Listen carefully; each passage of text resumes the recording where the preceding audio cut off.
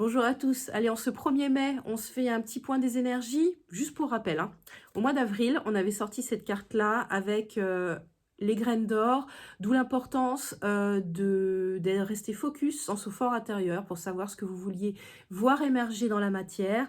Juste pour rappel, hein, je vous avais parlé, hein, qu'en voyance, on se connecte à une ligne de temps, qu'on a plusieurs lignes de temps, donc on a plusieurs futurs potentiels. Donc en fonction des différentes actions, des différents choix que vous allez poser en fait, hein, dans la matière, bah, le futur va se dessiner au fur et à mesure, d'accord? Même si on a quand même une ligne rouge, hein, on suit quand même, on va dire, il y a une destination qui est quand même prédéfinie, d'accord? Mais après, il y a plein de petits chemins aussi pour y accéder, sur lesquels on a la main, nous, en fait. C'est le fameux libre arbitre.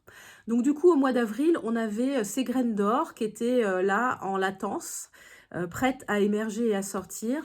Euh, le mois d'avril a été riche, hein, on a eu la semaine sainte, on a eu des éclipses, on a eu, voilà, ça a été très très dense. Donc il fallait vraiment prendre ce temps d'introspection, de se reposer quand on en avait besoin et de prendre le temps pour soi, c'était essentiel. La carte que j'ai tirée pour le mois de mai, c'est celle-ci. Alors, ce qui est rigolo, c'est qu'elle est déjà sortie, je dirais, il y a 2 ans. Donc, comme quoi, c'est cyclique. Et comme quoi, en fait, quand on a travaillé quelque chose, hop, on passe sur la vibration du dessus et c'est reparti, on retravaille et ainsi de suite. Donc, cette carte-là, c'est la carte Gaïa. Elle est très belle parce qu'elle est très douce. C'est vraiment des énergies très très douces de maternage, hein. On est vraiment là-dedans. On nourrit, on protège, on materne, on prend soin. Donc prendre soin de soi, d'où l'importance de prendre soin de soi et prendre soin des autres. Donc là, on a plusieurs informations. On a la nature, on a soi. Donc là, ça me fait dire qu'effectivement, au niveau du nettoyage du féminin sacré, on est quand même pas mal avancé. À savoir qu'aujourd'hui, je vois moi dans les soins, il y a beaucoup de nettoyage sur le masculin sacré. Donc on est passé sur quelque chose de nouveau. Donc on va être bientôt dans cette unité masculin-féminin aussi. Là, c'est encore un petit peu scindé, on va dire. Mais plus on va avancer, plus on va avancer vers l'unité, d'accord? Travailler avec et pas travailler contre.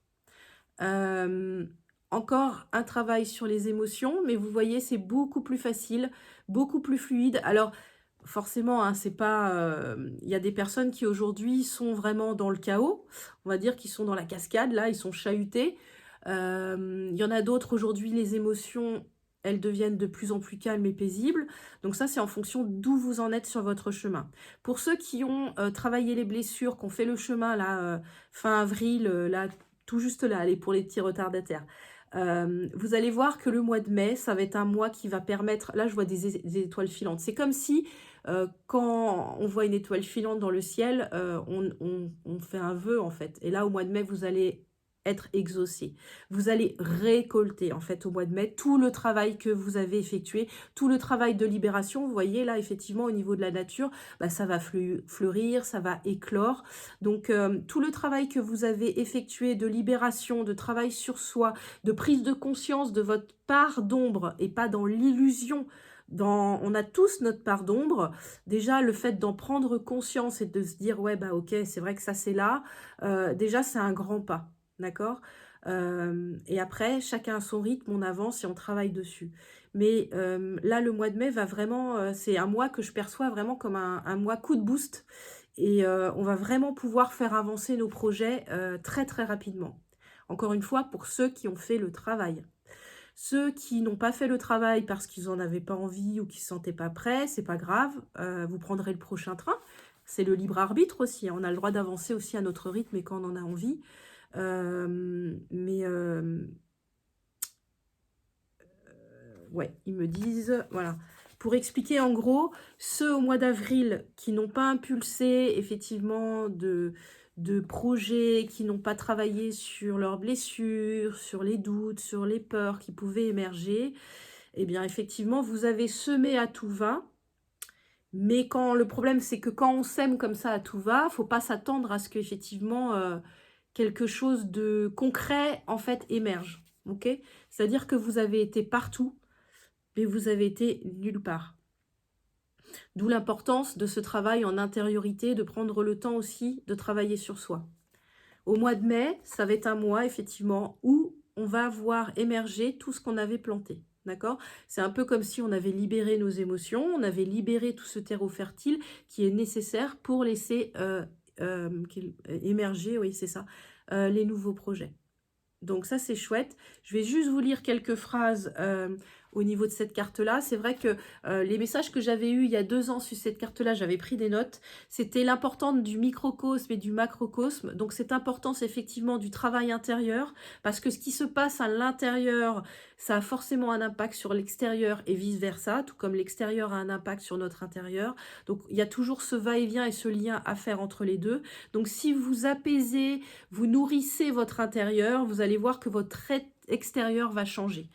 Donc, les affirmations qui étaient liées à cette carte, c'était prenez soin de vos terres intérieures.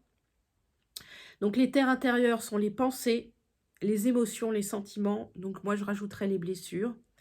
Prenez soin de l'environnement, effectivement, de votre planète. Donc de votre espace, de la nature, si vous êtes en appartement, bah, de vos plantes, hein, de cette nature qui est chez vous. Donc là, j'avais marqué aussi l'importance du microcosme et du macrocosme. Acceptez-vous votre part de féminité. À l'époque, on commençait tout juste le travail sur le féminin sacré, donc il y a 2 ans à peu près.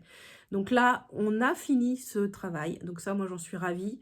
Et en fait, on va pouvoir laisser émerger en fait notre déesse intérieure. Ok? Là, c'est vraiment ce qui me vient. Elle est vraiment là. Elle est prête à émerger et à prendre les rênes de sa vie. C'est vraiment ça. Parvenez-vous à rester calme et centré?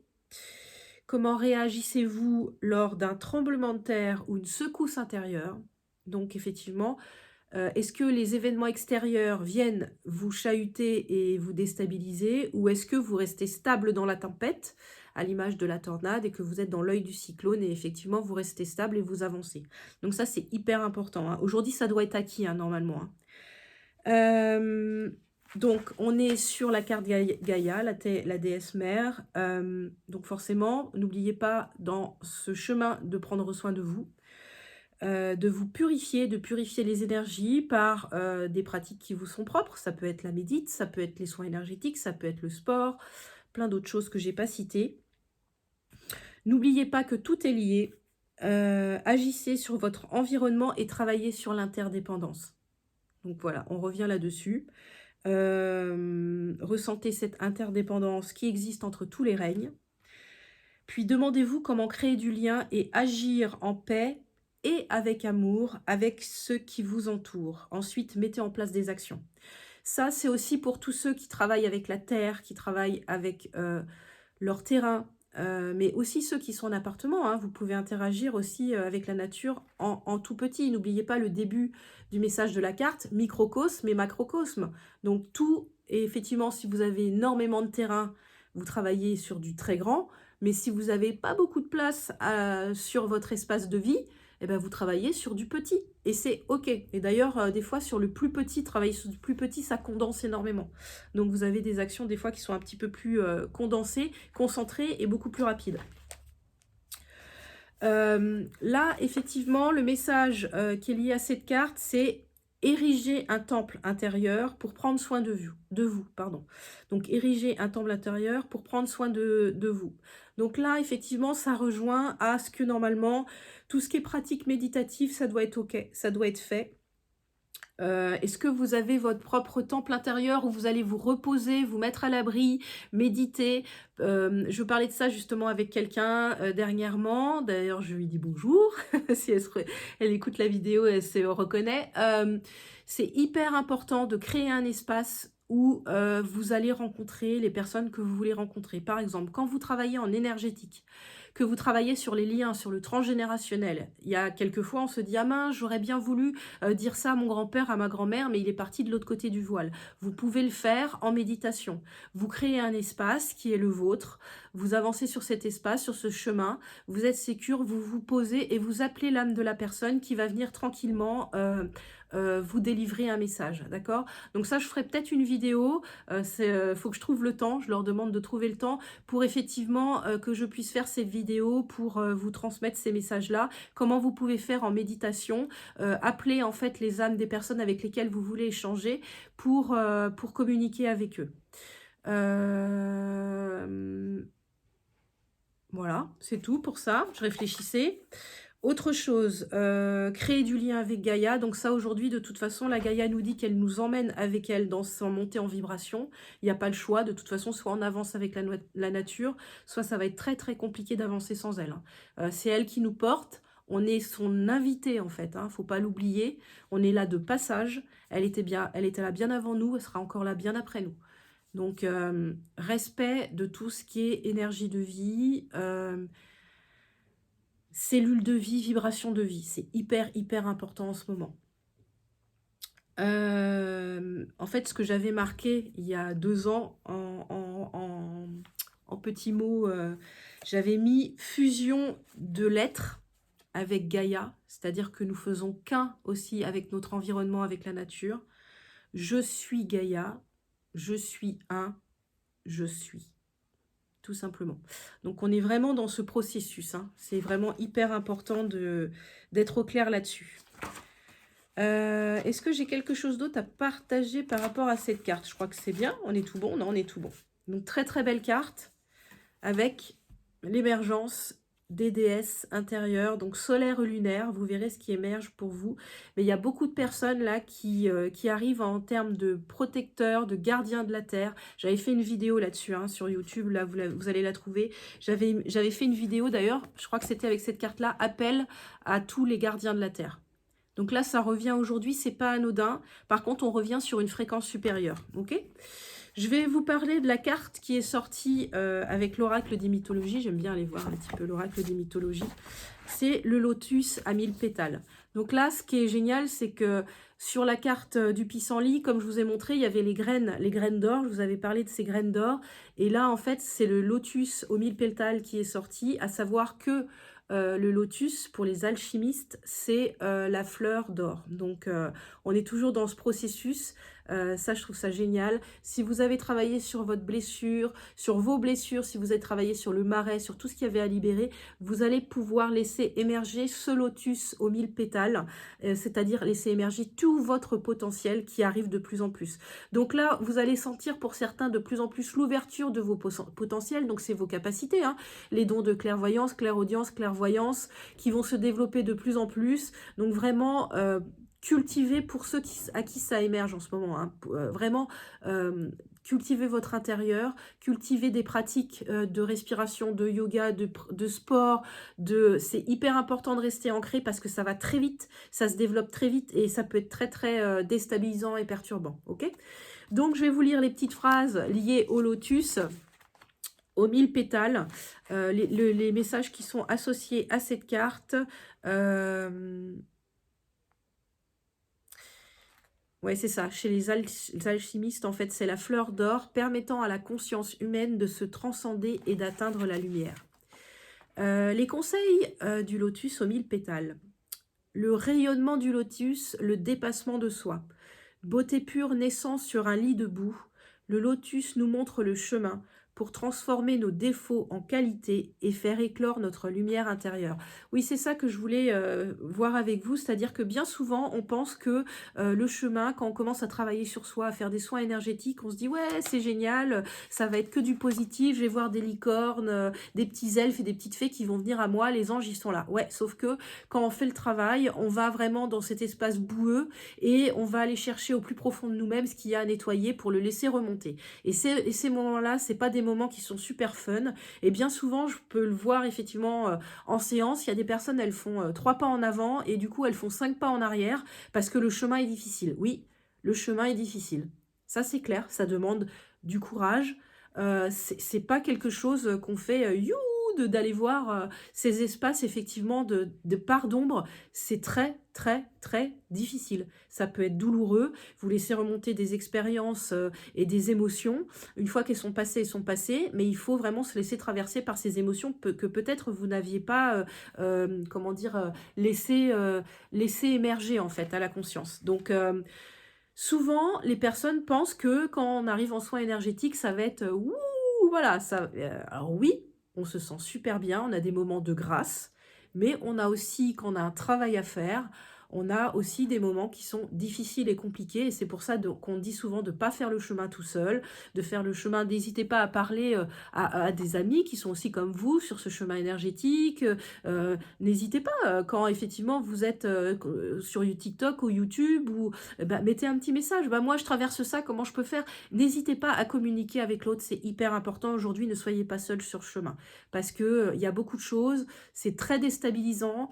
Le voile est très fin entre l'ombre et la lumière. Enfin, limite, tout est... en ce moment, tout est... Hop, comme ça, entre ombre et lumière. Donc, où on est. Donc, vraiment, faites le chemin accompagné. Ce sera beaucoup plus simple, vous sentirez moins seul. Et ce sera beaucoup plus facile aussi. Qu'est-ce qui nous dit d'autre, ce notre lotus? La spiritualité, dans un parcours spirituel, donc grâce à la méditation, au yoga et à l'introspection, nous ouvrons peu à peu notre conscience jusqu'à l'aboutissement, c'est-à-dire la sensation de faire un avec l'univers. Donc là, ça rejoint vos pratiques. Vous devez être au clair sur vos pratiques, comment vous nettoyez énergétiquement, tout comme vous faites votre toilette. Il faut nettoyer aussi votre corps énergétique, vos pensées, votre mental, votre cœur. Le mantra du lotus à 1000 pétales, c'est « La nature de Bouddha est en toi ». Cultive-la soigneusement, et la belle fleur que tu es ne cessera de s'épanouir vers l'infini. Donc ça me fait penser aussi au message qu'on avait à Tréorantoc, à l'église de Tréorantoc, l'église du Saint Graal, c'est-à-dire que la clé est à l'intérieur, ok? Donc là, tout est en nous, c'est à nous de cultiver en fait soigneusement la belle fleur, la belle graine qui est à l'intérieur. Autre chose? Non, je crois que c'est tout bon pour les messages. Ah si, je vais vous lire les messages qui sont sur la carte. Ta lumière intérieure éclipse toutes les ombres. En cheminant vers l'éveil suprême de la conscience, tu effeuilles tous les pétales parfumés de la beauté et de la perfection. Je vous le redis. Ta lumière intérieure éclipse toutes les ombres. En cheminant vers l'éveil suprême de la conscience, tu effeuilles tous les pétales parfumés de la beauté et de la perfection. Je vous souhaite un très beau mois de mai et je vous dis à bientôt. On verra un petit peu vers quoi les énergies nous tendent. Je vous laisse sur ces très belles images, vraiment apaisées, sereins. Très très bon mois de mai à tous, qui sera très dynamique, qui va nous booster. Donc gardez-vous des espaces de paix, de sérénité à l'intérieur de vous. Et puis je vous dis à très vite.